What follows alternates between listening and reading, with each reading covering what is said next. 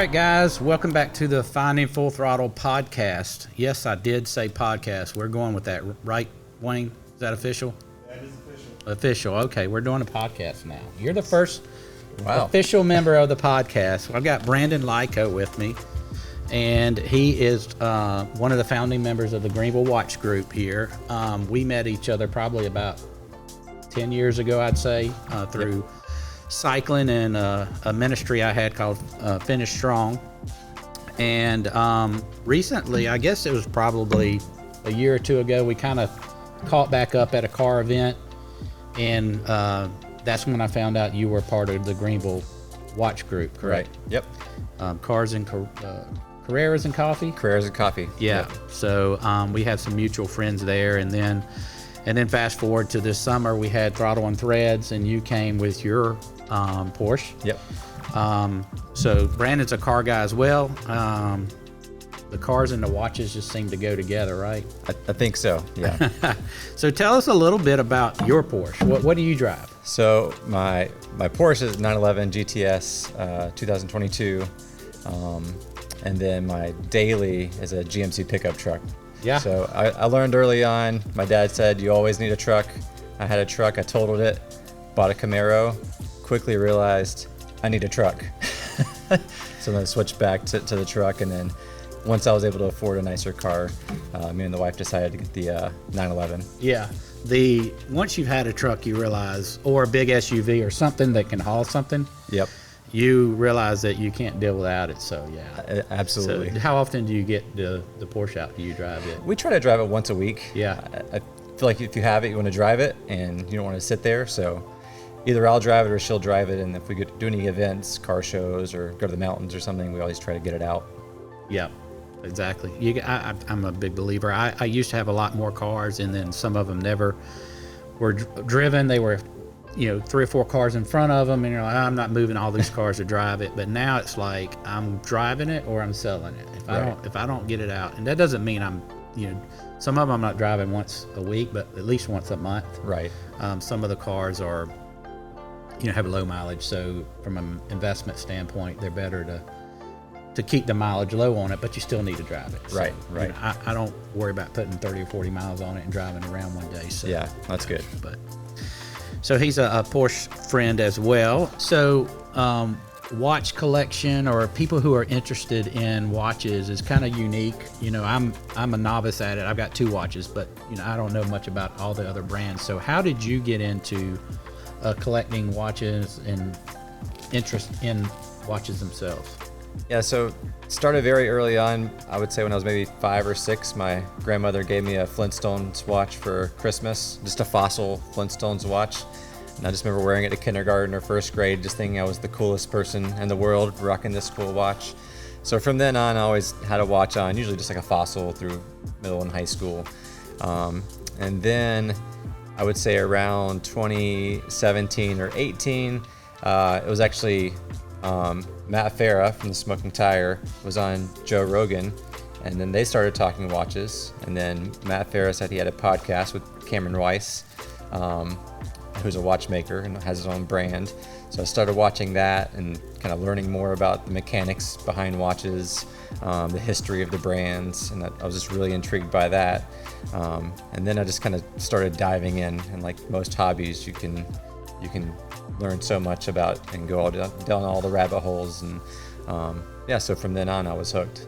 Yeah, I guess that thinking about why watches and cars go together, maybe it's the mechanical part of it, the engine part mechanical, and the watch, the Right. mechanical function of the watch. And what I liked about it is there's a whole lot of different reasons to get into it. So there's I have that memory of my grandmother giving me that watch. Later on, she gave me another watch that I brought today, which is her dad's Hamilton watch from the 50s. So being able to pass something down that's physical and you remember them wearing it and seeing it, Yep. That's really cool. So that part, the mechanical part, these watches can have 300 to 2,000 pieces in a tiny, tiny dial, or in a tiny case, and somehow they're able to make all that work. And they don't only tell time; they can tell the day, the date, the year, chronograph, all these extra functions, and it's mechanical. There's no battery, so just that mechanical aspect, I think, is really cool. I remember my dad wearing a watch. I don't know what ever happened to it, but I remember as a kid him like, I want that watch. Yeah, I want that watch, And then talking about the function and the parts. There's videos of people, taking whether they're cleaning them, Rolexes or whatever, taking them apart, and you just start watching them, and it's 45 minutes later, you're still watching it, It's amazing how interesting they can make it. And yeah, amazing. So tell me a little bit about the Greenville Watch Group. You're one of the three founders, correct? Right. Yep. And tell me like when it started, how you got involved, and so forth. So several of us were going to Charlotte to the Carolina Watch Club. And that was 2018-19. Then Austin, he's the actual founder. He's like, we need to start our own. So in 2019, into 2019, he kind of created the Instagram, created the logo. 2020, he kicked it off with the first event. I wasn't even there for the first one. There was maybe 4 or 5 guys there. First event was March 2020. Yeah. So that was right in the heat of it, right? Yeah. So then, that's as soon as it started. So then there was no events for like 6 or 8 months. Yeah. I wound up running into them at another Carolina Watch Club event in Charlotte. Asked if I could come to the next one of the next meetup. Asked if I could be help, run the club. So since then, I've played a big part in setting up the events, merchandise. Just kind of coordinating events with vendors or brands. So we've come a long way from the first event with 5 or 6 people. Yeah. Now we've got over 250 on our distribution group. Usually have 30 or 40 at any particular event. So when you have an event, sometimes they're at restaurants or at a sponsor location or something like that. Sometimes they're at one of the members' homes, I guess. Yep. So when you guys get together, are you is there any selling, trading going on? I mean, do you swap? I hate to use swap meet, but are people bringing their watches? I'm sure they are, and selling them or saying, "Hey, I'll trade you for this one, this one." Okay. So, no, most of the time it's just social club kind of thing. Get together, hang out. People will bring a watch roll that we can see things you haven't maybe seen before. There is the occasional person that's selling one or selling a couple to try and upgrade, or just they need some cash or something. So there may be 1 or 2 for sale, but for the most part, it's just getting together, hanging out, talking about the hobby, all the connecting hobbies, cars or whatever it may be. Right, I got you. So what is your daily? What do you typically wear on a daily watch? Oh my! So, or you may. I don't know how many watches you have. Right. But That's the problem. You may have. It's kind of like cars for me, right? Yeah. So, but yeah. So I don't have quite as many as you. So, but what is your favorite daily? Let's say that.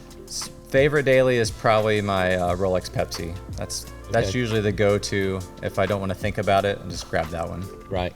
Is that the one that's here? Yeah. So I brought a couple. That's one of the ones I brought here. Okay. So mine's a sub Mariner.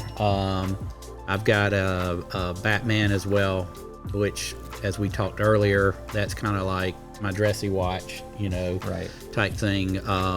So, I wear the sub pretty much daily. Yeah, and the sub is great with anything. Yeah, I think that's the one of the more common ones, I would say.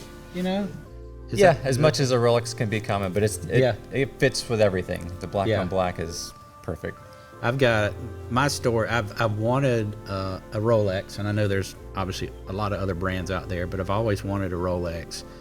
But for 20 years, I never wore a watch, and I just use my phone. So I'm like, I can't justify buying a Rolex when I don't ever wear a watch. Right. And then a few years ago, I think I asked my wife to buy me an aeronautical watch, like a Garmin or something like that, because I fly airplanes, and so I started wearing that. Actually, once she bought it, I didn't wear it for 6 months. So it was a Christmas present. Now I better start wearing this thing. So started wearing it, and then after I got used to wearing a watch, I'm like, okay, well, started looking into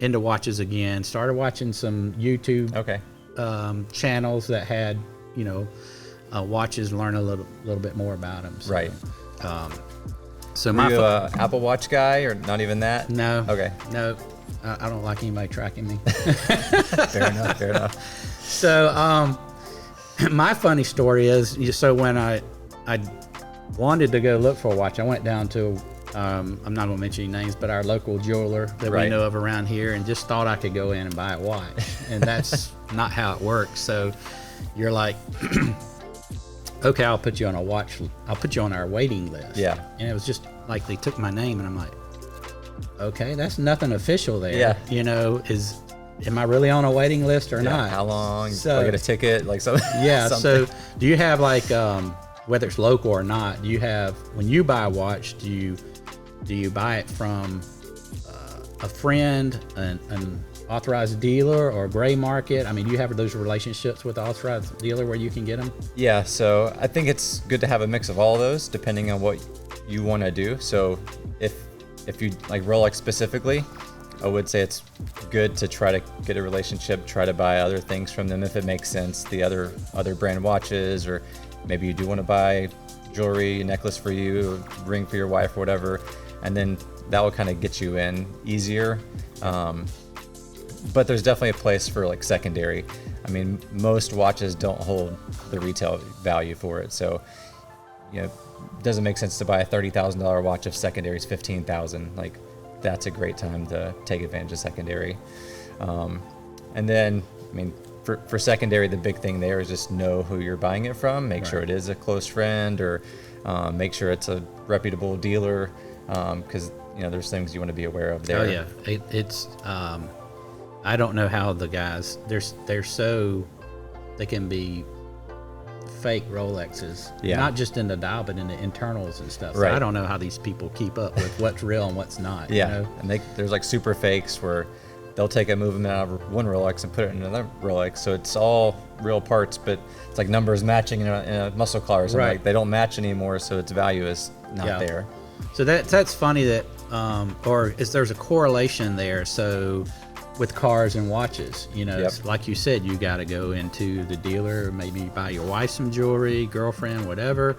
You maybe buy yourself some watches and different stuff. And the same thing, if you want to go buy a brand new Porsche GT3 RS, you just can't do it. Exactly. So you got to go buy 5 other cars to get to the point where I guess they take you seriously, or you know, whatever. So it's kind of ironic that's the same. And I guess, correct me if I'm wrong, but a few, and it may be the same now because I haven't looked, but a few years ago there was a shortage, or dealers only getting a certain amount of allocation for the Rolexes. So is that why there's a waiting list? Or I mean, it's like you said, it's like a GT3 RS, like supply and demand. Sure, Rolex makes $1 million, but especially, you know, from 2018 forward, it was getting more and more popular. They only get, you know, whatever it is, maybe 6 or 8 Daytonas a year, but you know, 200 people are coming in and asking. And then who do you give those to? The guy that walks in and says, hey, for the first time, or the person that's bought 4 or 5 other watches? Right. So you got a relationship with them. Yeah, exactly. That's kind of, that's, you know, my philosophy on, and I guess it really wouldn't, I guess it does work for the gray market. Usually with the gray market on a Rolex, you're going to spend more because I can get it immediately. Right. Depending on the watch. Yeah, I was going to say, it might not be true for all watches. Right. And stuff. And I hate to be harping just on Rolex. That's all I know. But, you know, I know AP and there's other brands out there. I mean, what do you, I'm sure you have varying brands or whatever, but I assume Rolex is probably the most popular from a, maybe, I don't want to say entry point. I mean, because I know some of the APs and stuff are like very expensive and stuff, but do they have like entry point level as well? For Rolex? No, for like an AP or something. Oh, for AP? I mean, you're still probably looking $20,000 plus dollars for entry AP. Okay. So I would say for watch guys, the majority of ours are into, like the guys in the group, are a lot of micro brands. So that's going to be anywhere from $300 and up. I mean, there's micro brands that are $10,000 to $20,000 too, but most of our, you know, that $500 to $2,000 price point is really strong for people getting into watches. There's great value there. One of the watches that I brought is a Weiss. It's an American brand. this it was Cameron Weiss. He had his own podcast. Okay. So like I loved this. It was $1,200. It was the watchmaker himself had his podcast. Got to learn from him. Bought a watch that he made with his own hands. So like these are this kind of brand or brands like this are very popular to get into it. Right. The Rolex, I still think, even though it's super popular, is still the brand that people maybe try to attain at some point. But I mean, most of them are probably 7,000 plus for the entry level. I mean, subs, GMTs, those are 10,000 plus, 15, 20 secondary. So that's really difficult for most people to just jump out and buy as a first or second watch. We were talking earlier. I mean, you know, a 12 or 15,000. Sometimes, well, you can't buy a new car for that. No, yeah. I mean, it'd have to be a used, but I mean, that's a car. I mean, Right. that's a Honda Accord going down the road. Yeah, you know, exactly. Whatever. You know, maybe more than that. But my watches came from the gray market. My philosophy on, like, if I wanted a GT3 RS and you have to buy 5 cars and lose $10, $15, $20,000 a car, or you pay $100,000 more for a GT3 RS because you can get it now, it's 6 1/2 a dozen another. I can have that car right now. Yeah. So I went to the gray market and bought mine. And it's funny, I was watching, I'm not going to name the channel, but I was watching the channel for like a month. And one night I asked my wife, I said, "You trust that guy?"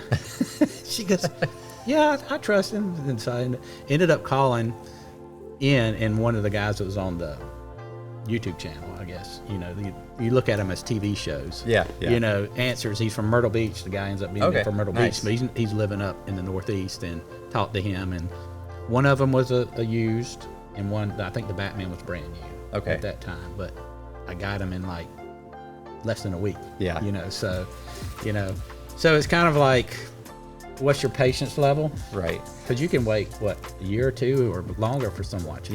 Yeah. So for that, I think it's worth paying it if that's the only one you want. If you do like other models in that brand and you're okay with waiting and working up to it, that's when I think it's worth it. Yeah. So like you said, if that's the only one, you know, just save up, pay the markup and get it now. Don't buy 4 or 5 others. It's not worth it if you're not going to like those. So one of my wish list watches, I don't know if I'll ever buy it or not, just because of what it costs, is the Platinum Daytona. Right? Okay, yeah, So, very nice watch. So with an AD, that watch is 70 or 100? I want to say the retail's probably 50 or 60. I don't know the price on the retail that well, and then they're probably right around 100 plus for secondary. Potentially looking at double Right. the value on that, because it's a unique unique watch. So in that case, you know, you're paying quite a bit more on something like that. And like that, from what I've heard, a store may get one of those a year, 1 or 2 a year. So it's very difficult to get. Yeah, it is. So and it may be on the gray market as well. I don't know. You know. Yeah. So. I mean, you can get them, but you pay the markup. Yeah. And so that was, you know, like the 2 watches I bought, I got within a week. I don't know if that'd be the case on that watch. You might, or you may have to pay up. You may have to pay 120 for it and get it, you know, immediately. Just who wants it bad enough, right? Exactly. So what is one of your wish list watches that you have your eye on? So the one I'm on the wait list for right now is the Panda Daytona. So I bought probably 10-ish watches from the AD that I go to. Not some Rolex, some other brands. And then I told them when I was 37, when I turned 40, I want to get that watch next. So it was a 3-year lead up to it. Yeah. So hopefully I turn 40 next year. We'll see if I get it. And they've come through anything I've asked for before in a timely manner. So, which to me is okay too. I don't mind waiting because they are expensive. So it's nice to have some runway to save up for it. Right. Yeah. So is the Panda, is that a newer? Well, it's got to be at least a couple years old. But is that a newer Rolex, or has it been a while? It for a while. So it's the Daytona with the white dial and the black subdials, steel. So it's been out for a while, but just a hard one to get. Does Rolex come out with new watches? Like I've heard of the Bruce Wayne now. Right. Is that a new watch, or is that something that's been around and they just named it, or I just haven't No, known enough? That's a new one. So Okay. in the watch world, April is like our exciting month. Okay. That is when most brands will announce their watches for the year. So there's a big convention in Geneva.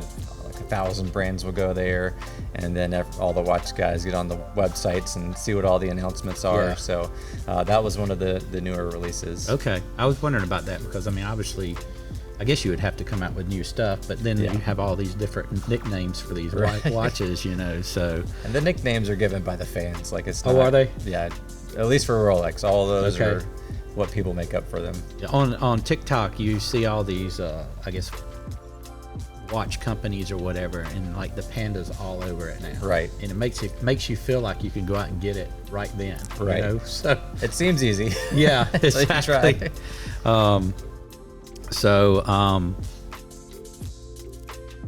It's interesting, just a correlation between like the AD market and the gray market. Same thing, really. That Ferrari, Porsche, maybe some of the other dealers Yeah. do is you've got to develop that relationship with them.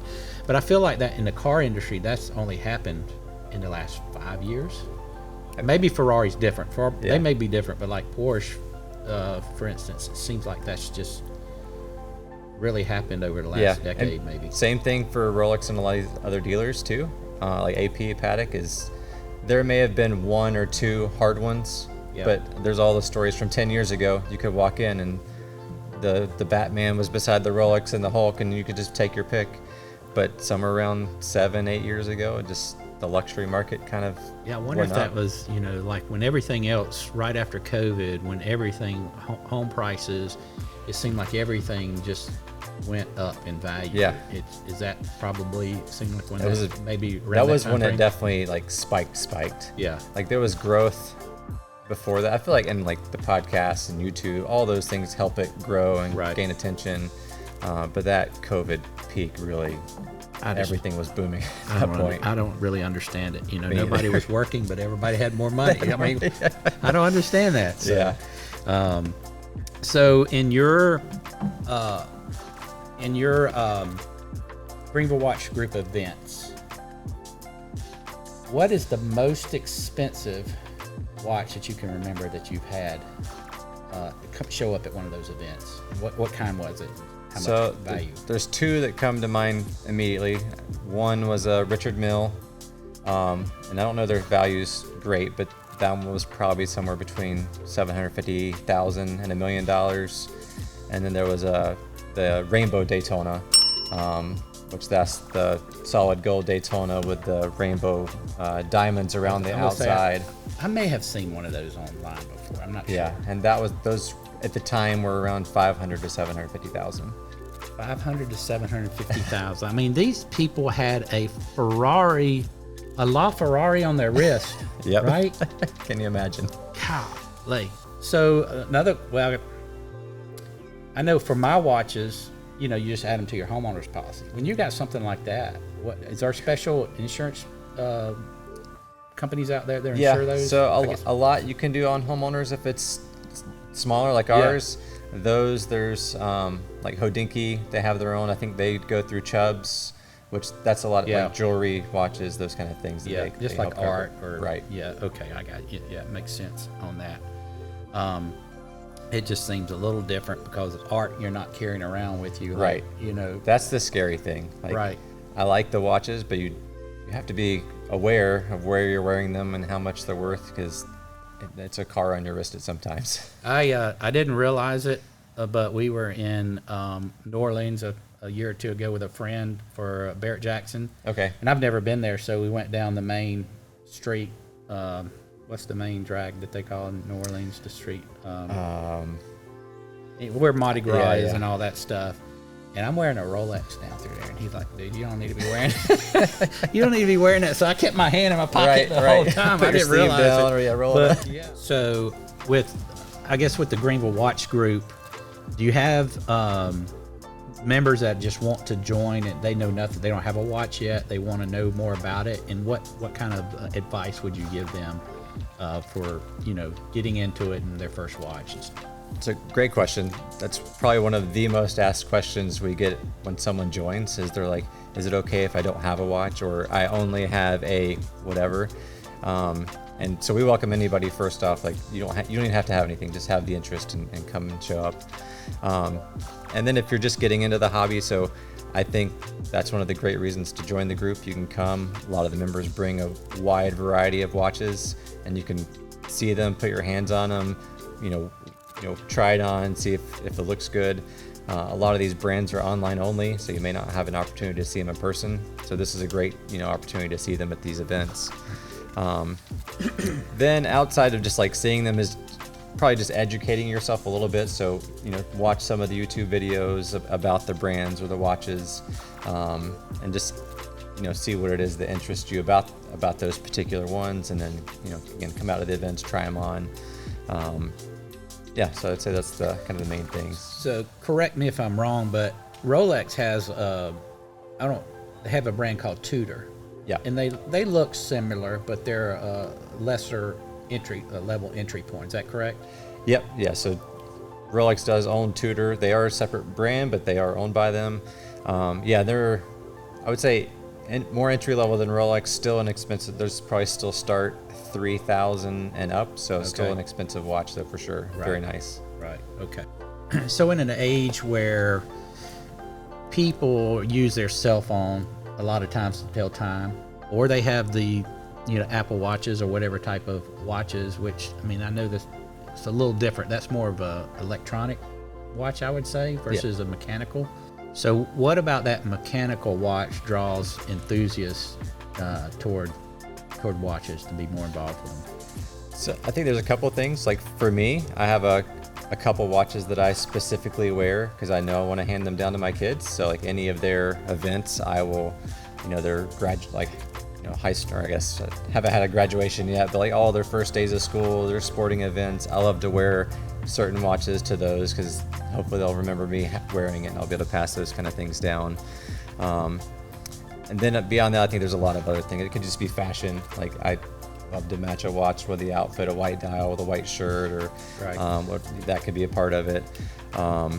Again, just like the mechanical aspect, just like sometimes you just look down to check the time and then you just kind of marvel at the watch itself. You're like, I can't imagine everything that went into this, the dial, the mechanics in it. So, like I said, if you're a car guy, you like to just look at the engine sometimes. Right. Everyone wants to pop the hood when they go somewhere with some friends. Like you just look down at the watch and just enjoy the watch. Sometimes it's not even the time. It's just the craftsmanship. Yep. If people want to get involved with the Greenville Watch Group locally, how can they reach out to you guys? What's the best way for them to kind of join? So we have a couple ways. We have our website, just greenvillewatchgroup.com. There's a join the group link. Click on that. You can reach out through Instagram. Greenville Watch Group is the handle. Those are the two main ways. Really, it's just we just get your name, we get your email. That way we can let you know when our next event is. But there's no membership fees or dues or anything like that. It's just so you can kind of get plugged in. Okay, gotcha. So greenvillewatchgroup.com on website, and just hit the join link. I appreciate Brandon taking the time to come over here and talk about watches. If y'all have any questions about watches, put them in the comments below, and I won't be the one answering them. I'll pass them on to Brandon, and we can get answers for you. But appreciate you coming and taking your time out. Thank you for having me.